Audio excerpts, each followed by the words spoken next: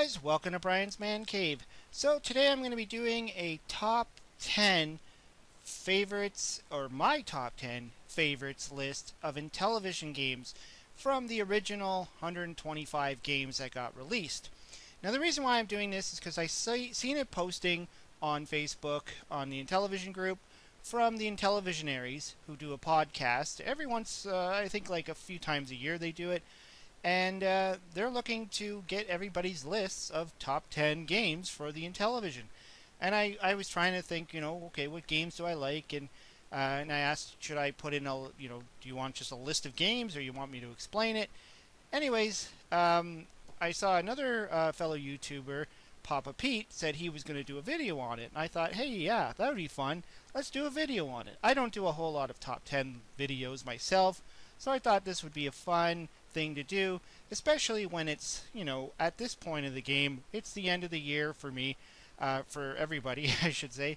It's 2020 and it's over, finally. I mean, this has been a crazy year, and a lot of us have been stuck at home doing not much but working and playing video games. So anyways, let's get to the list that I came up with. So I decided to do this in alphabetical order. I was going to try and do it through, my top, number 10, going down to my first favorite, but it's really hard to do that. I like these games kind of equally. So I decided just to do it, keep it simple, and let's do it alphabetical. So for the first game we have Advanced Dungeons and Dragons Cloudy Mountain. Now I call it Cloudy Mountain because originally this game was just called Advanced Dungeons and Dragons. And then they came out with like a few others like Treasure of Tarman and stuff like that. And then eventually it kind of adopted this name of Cloudy Mountain. And if you were to see it probably on an emulator or something like that, they might have lost the Advanced Dungeons and Dragons trademark, so they would just call it Cloudy Mountain. And in this game you're actually doing a whole bunch of things. You're actually running around, you're hunting through dungeons, you're finding treasures, you're fighting things like dragons and demons, and ultimately trying to get to this last Cloudy Mountain where you can obtain a crown. So there's a lot going on there. The gameplay is fun.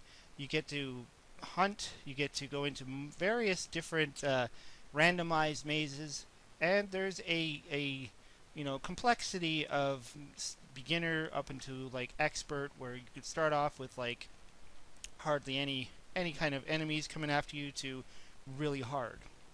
One of my favorite games actually on the Intellivision. That's why I say it would be very hard for me to actually come up with a list of my favorite being 1 and 10 being my not so favorite, because a lot of these games are just awesome. The next one I want to bring up is Bomb Squad. Now this was my first game experience on the Intellivoice, and I remember that because my father actually brought home the Intellivoice one day and I didn't even know what it was. He kind of put it down. It was like the Intellivoice in a box, and he had like 3 games on top of it, and I was like, what are these? Like even the packaging looked different, and I didn't almost recognize it as an Intellivision product. And so I looked at it, and he kind of, I guess, explained it to me, and so I was able to put it in my Intellivision. And I was like blown away that these games had talking in there, because outside of when I started playing a lot on the Commodore 64, and some of the games talked on there, you didn't really have that feature, especially from a home console. So it was really cool to have a game that could talk. But not only that, Bomb Squad is a very different game, and it's very unique in that your objective is to defuse a bomb, essentially, so that you don't blow up the city. And I have never played a game like that back then, and I've never played a game like it ever since. It's a very unique concept in that you're actually trying to figure out how to stop a bomb from blowing up. So, really cool concept. I believe there's going to be something on the Amico, but I'm not 100% sure on that. I think they showed some kind of clip in one of their little teaser trailers that Bomb Squad will be there. But really cool. I really like the way it talks. I really like the tools, and just a completely different game. The next game on my list is Boxing. Now, this is just a very basic title. It's a very basic sports boxing game. I mean, it's not It's not affiliated with any fighters. There's not like Mike Tyson's Punch-Out or anything like that. You're literally just a bunch of colored characters. You pick which character you want. You pick if you want to be right-handed or left-handed, and then you just go at it. And why I like this one so much was when I was a kid, we used to play this a lot. Me and my friends next door, they would come over and we would play boxing all the time.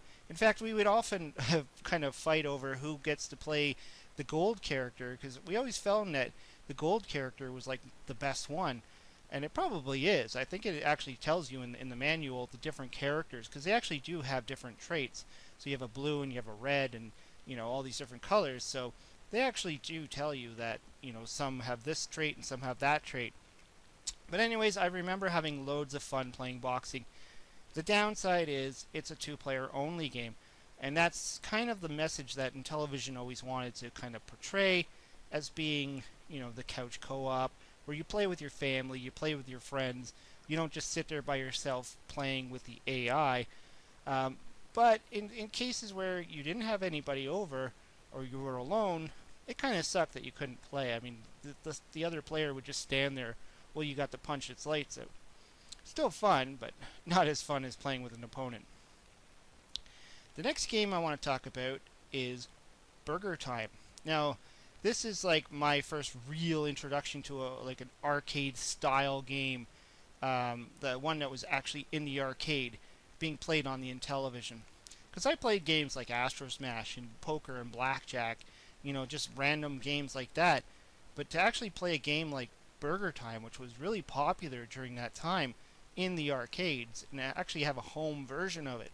Now, of course, at that time, I didn't know that the level designs were completely different, but I kind of like that. Now that I look back and I think about it, I look at the level design, I like that it's not the same as the arcade. I like how they kind of gave it their own thing. You can get BurgerTime on the Atari 2600, for instance, where they try to mimic the arcade look, but the actual graphics are not as good.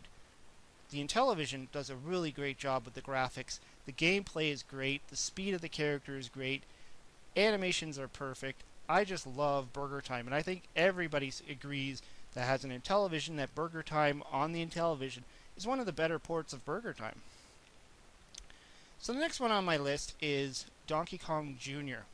Now, I was so tempted to say Donkey Kong because that had a lot of nostalgia for me growing up. I got Donkey Kong when I was a kid, and I loved it.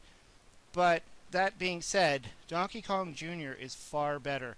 Actually worth playing. The graphics are decent. The gameplay is fun. I mean, it's very similar to the ColecoVision version, and it's got 3 levels to it. There's a lot more going on. It's actually a fun arcade conversion, kind of like with the previous one with BurgerTime. It does have some differences to the arcade, but still a very fun game to play. Really great game on the Intellivision.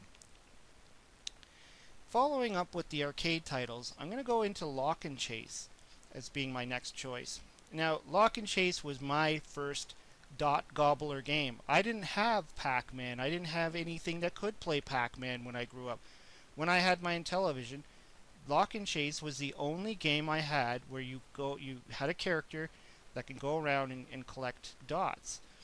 So I really enjoyed that I had a Pac-Man style game. But with Lock and Chase, you also have that added feature of being able to lock up the cops in the doors. Essentially, you're closing doors, and the cops are getting kind of stuck behind these doors. You could do little tricks where you could lock them into a little space where they can't get out. And then during the gameplay, you'll have little items that appear, much like in Pac-Man. Different things like the hat and all these little items, the crown. And you had this little dollar sign that would appear in the middle, kind of like the power pellets in Pac-Man, but not as good, because it would really only give you like a couple of seconds. And it would freeze you at the same time. So it really wasn't as efficient as a power pellet in Pac-Man, but still it was there, it was an option. And then when you got all the dots, you actually had to leave the room, which was different within Pac-Man, where you get the last dot, you automatically move to the next level. My next game is Snafu.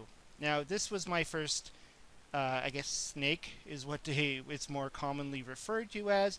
If anybody had an early cell phone, they probably had Snake on their cell phone, or even just some of those knockoff video game systems would have Snake. Very simple game. You just have a snake kind of going across the screen, and you're trying to not hit the other characters or any kind of obstacles on there, or just not even hitting yourself. And so Snafu gives you all these different options you can play. You could play where you have to eat the tail off the other snakes and they can eat your tail. You could play where your tail just keeps getting longer and longer and longer and eventually the screen fills up. You could play with 4 players, you could play with 2 players. So many different options with Snafu. I enjoyed playing it. I loved playing all the different kinds of variants. And I loved the music. The music was great. I mean, it didn't have like a full-on soundtrack throughout the entire game, but it did have some pretty cool tunes. The next one I want to talk about is Triple Action. Now, the games in Triple Action are not that complicated. They're actually very simple, but you get 3 games in one cartridge. And I always thought that was cool. I mean, most of the games I had were 1 game in the cartridge. Sure, the game would have variants. I mean, if you look at say Space Invaders on the Atari, for instance, it'll tell you there's like 99 games or something like that. But it's 99 games of Space Invaders. This is actually 3 separate games. So you actually get a car racing game, you get a biplanes game, and then you get a tank battle. So they kind of took the concept of combat from Atari and just added these different games to it. I really enjoyed playing it. In fact, it was also another 2-player game, much like with the boxing, where my friends would come over and we would play all 3 games.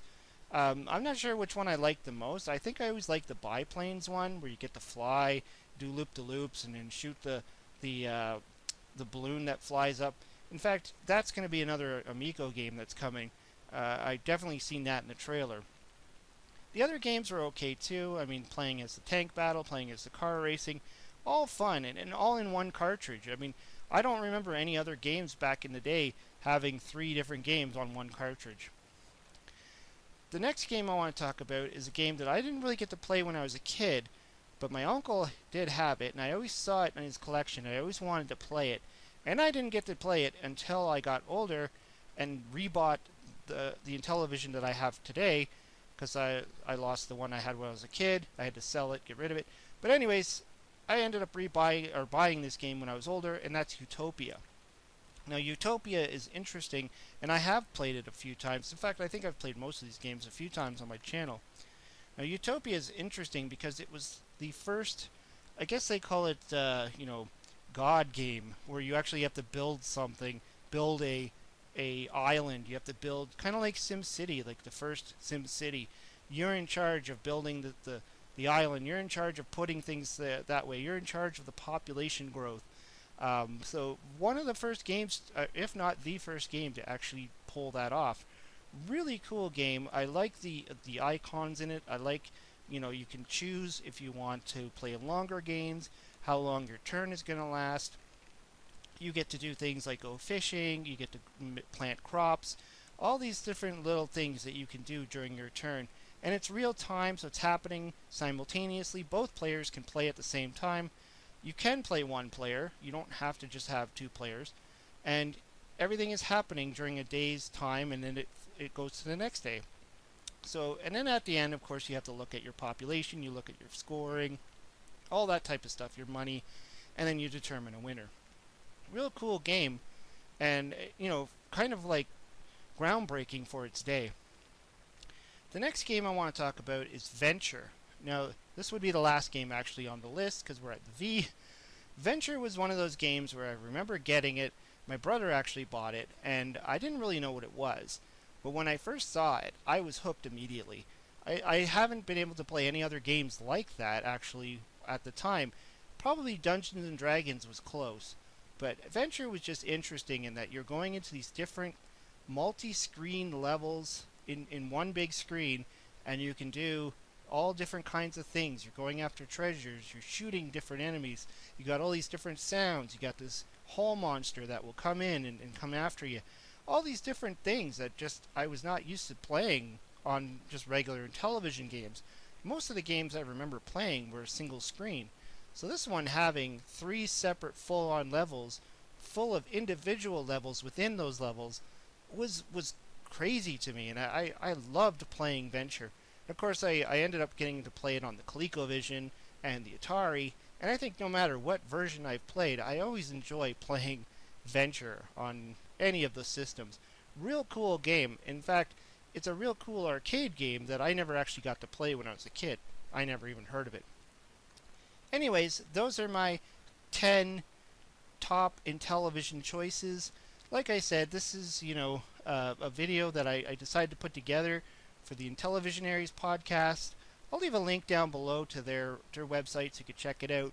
They said in January of next year, so in a couple days, they're going to be working on their podcast, and they asked people to submit their top 10 games, so I thought, why not do it in a video? End the year out with something really cool like this of my favorite top 10 Intellivision games. Anyways, I'd love to know what you have to say. Throw some comments down below. Leave feedback if you want. Let me know what your favorite 10 games are. Always like to hear it. Hope you subscribe. Hope you had a great year in 2020, even though it's hard to say because what we went through. And hopefully 2021 will be better. Anyways, talk to you later.